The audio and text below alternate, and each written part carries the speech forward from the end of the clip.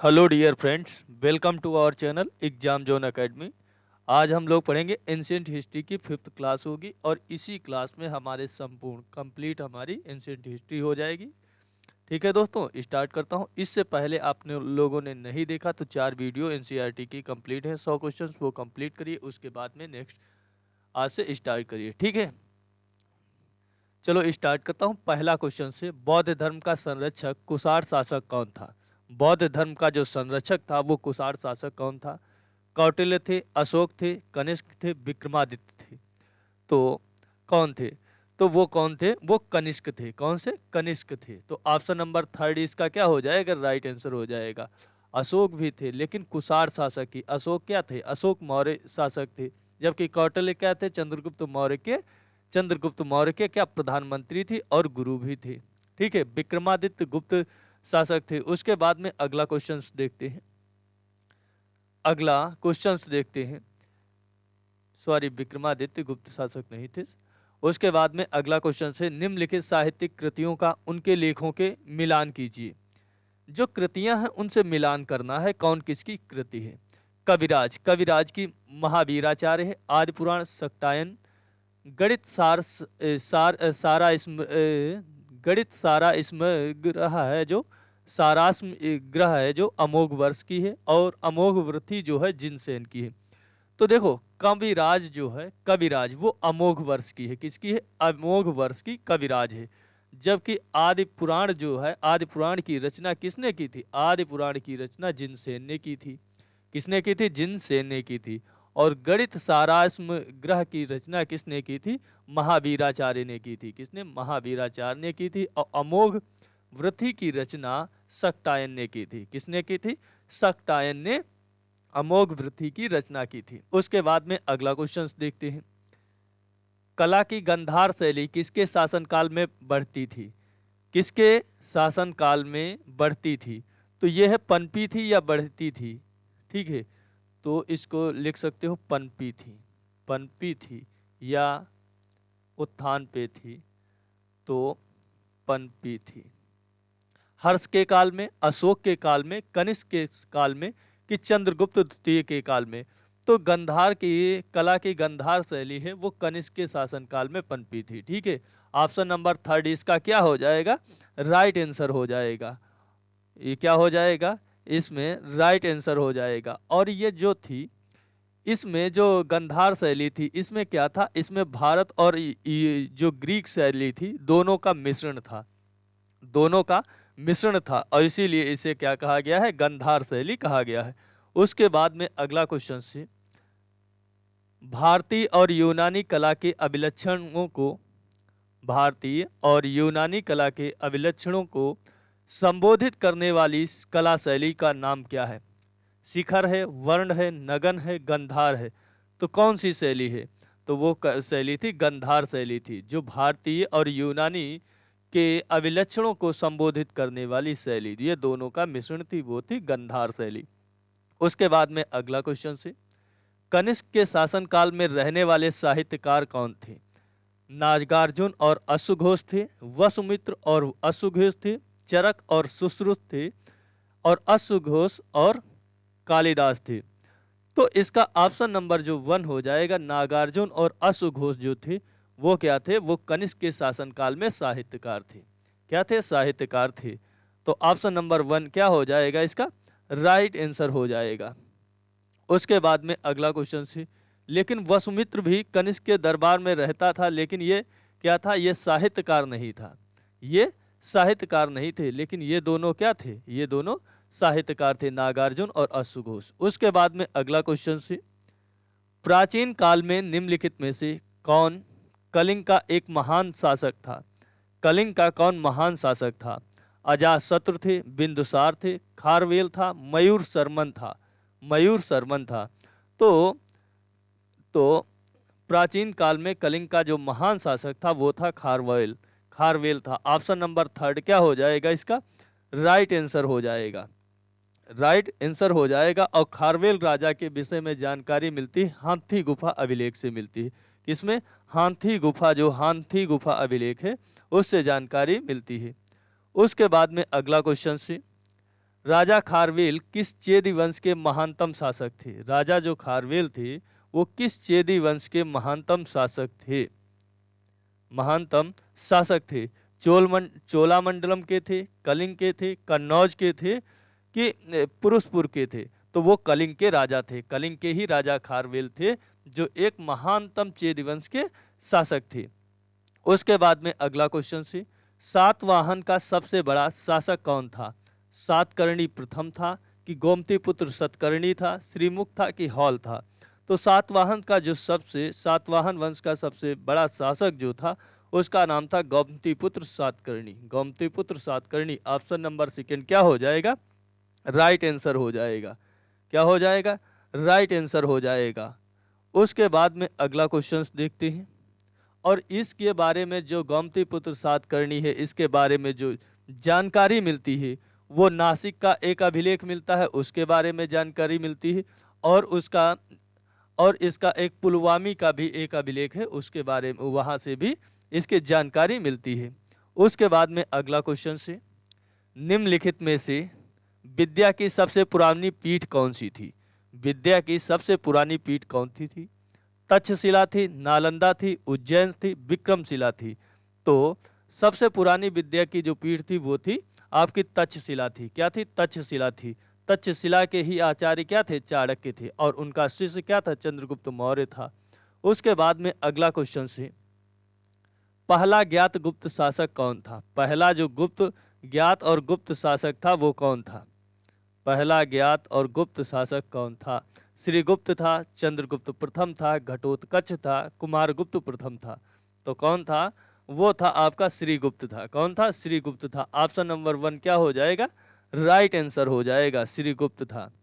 ठीक है। और उसके बाद में गुप्त वंश का जो वास्तविक संस्थापक जो माना जाता है वो माना जाता है चंद्रगुप्त प्रथम को, और उसने अपनी राजधानी क्या बनाई थी? पाटलिपुत्र बनाई थी। पाटलिपुत्र को उसने राजधानी बनाई थी। जबकि पहला शासक श्रीगुप्त है, उसके बाद वास्तविक शासक जो माना जाएगा वो चंद्रगुप्त प्रथम को माना जाएगा, और इसने अपनी राजधानी पाटलिपुत्र बनाई थी। उसके बाद में अगला क्वेश्चन से, महरौली में जंग रहित लौह स्तंभ जो होता है, यहाँ पे संग्रहित नहीं होगा, जंग रहित होगा। क्या होगा? जंग रहित। महरौली में जंग रहित।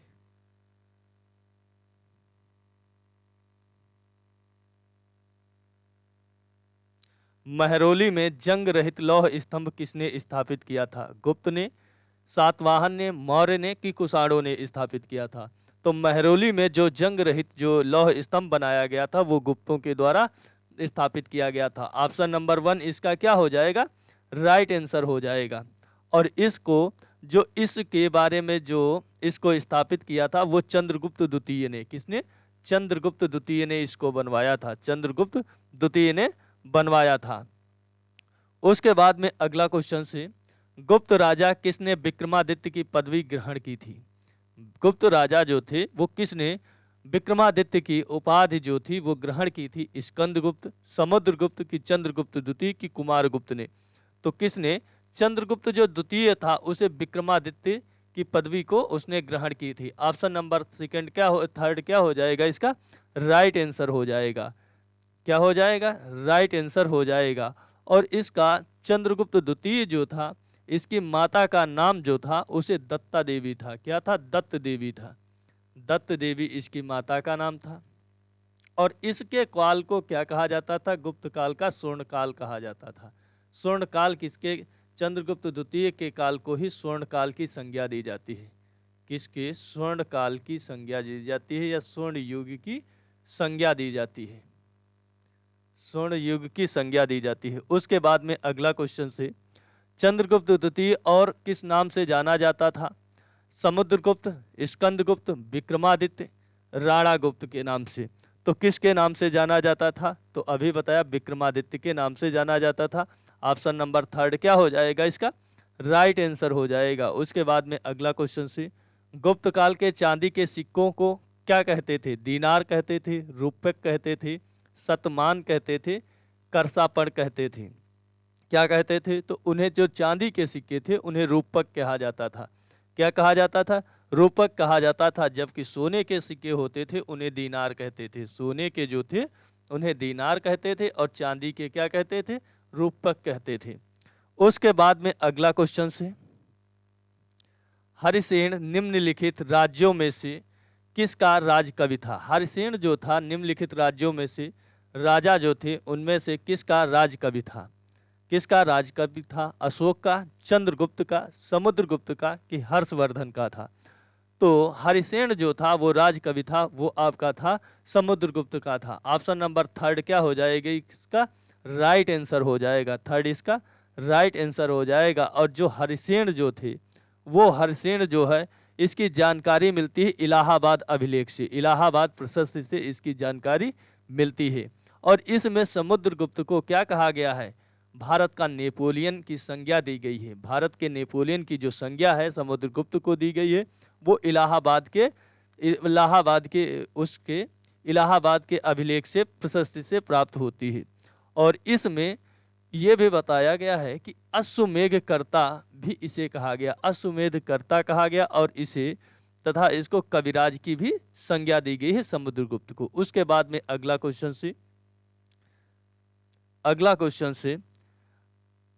क्वेश्चन जो है आपका, लिच्छवी दौहित्र किसे कहते थे?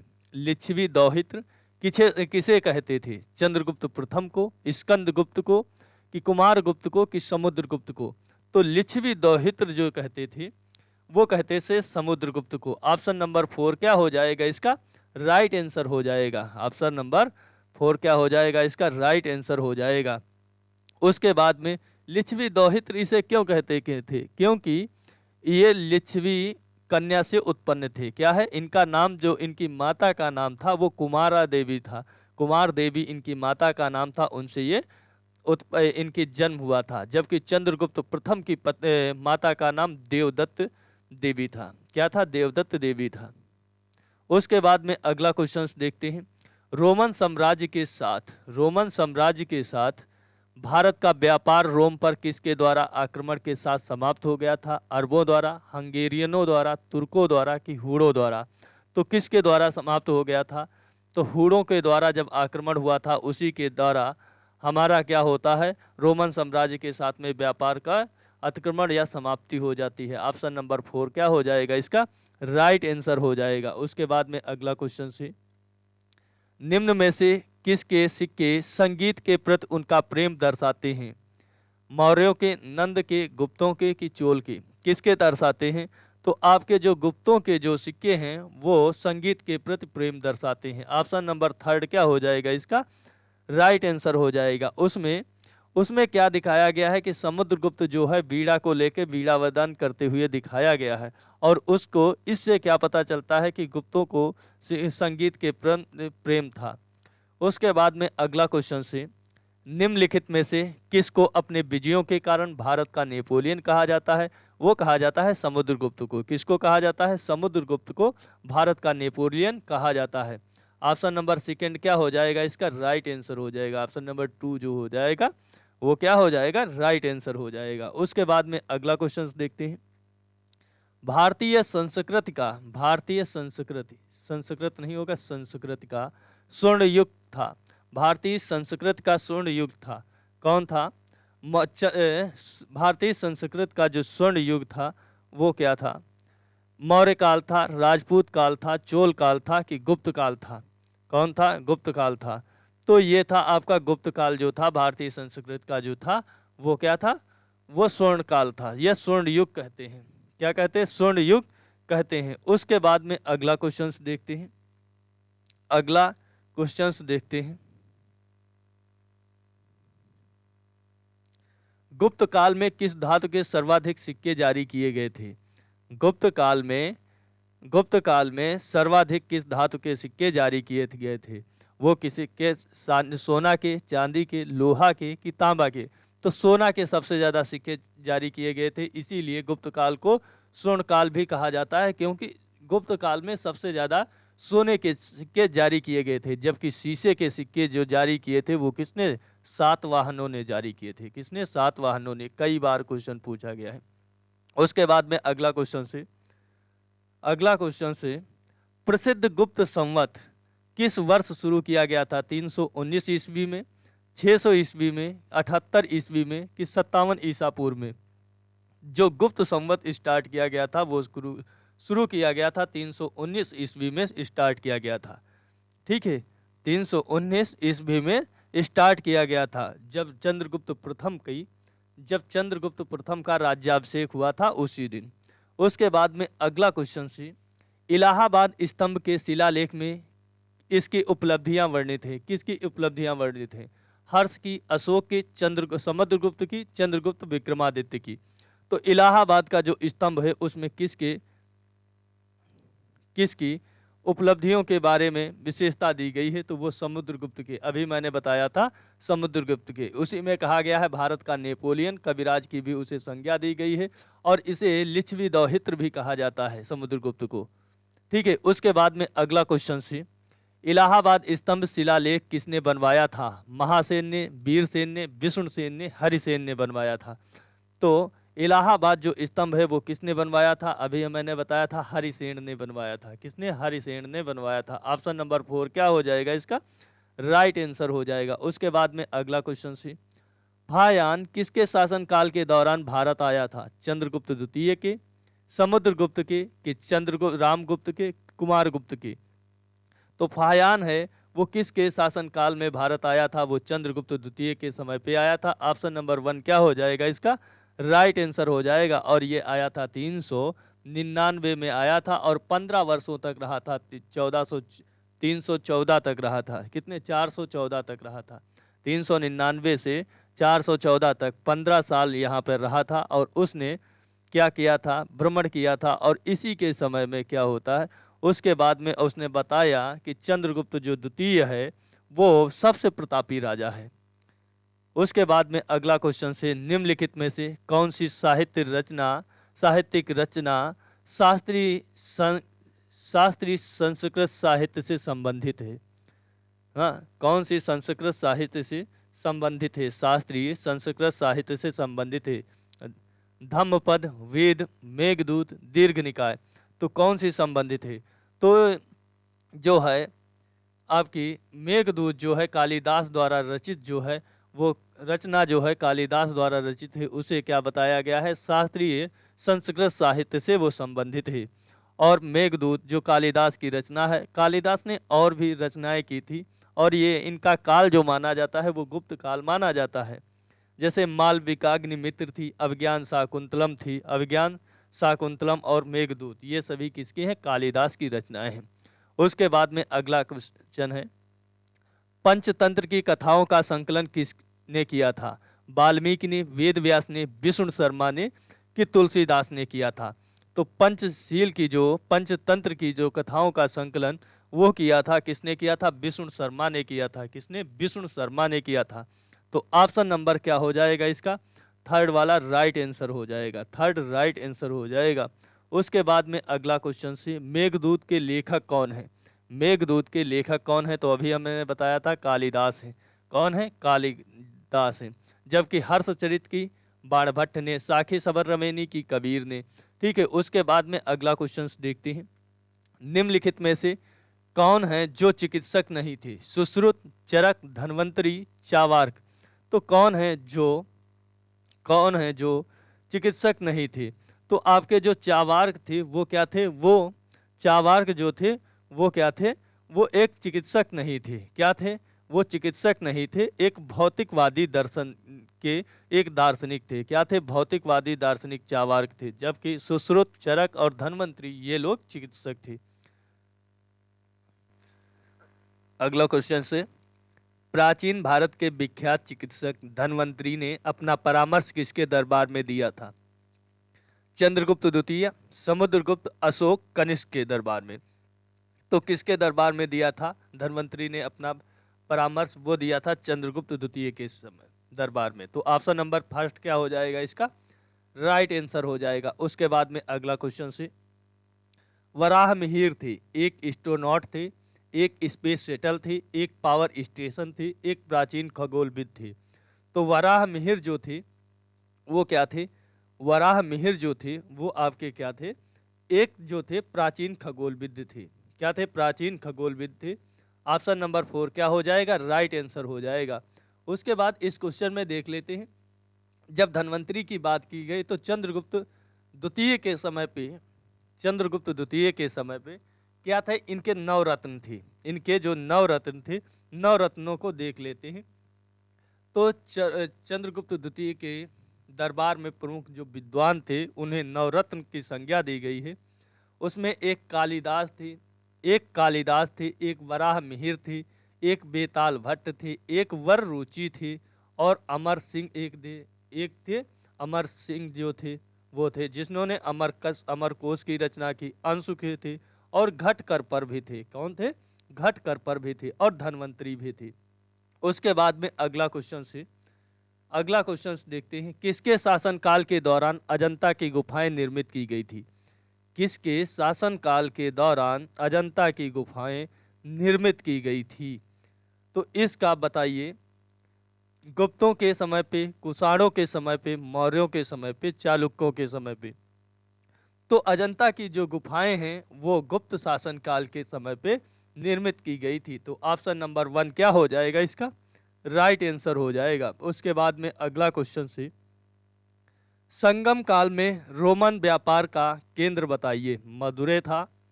मदुरै था, अरिकमेदु था, पूमपुहार था, कि मुसूरी थी। क्या थी, मुसूरी थी।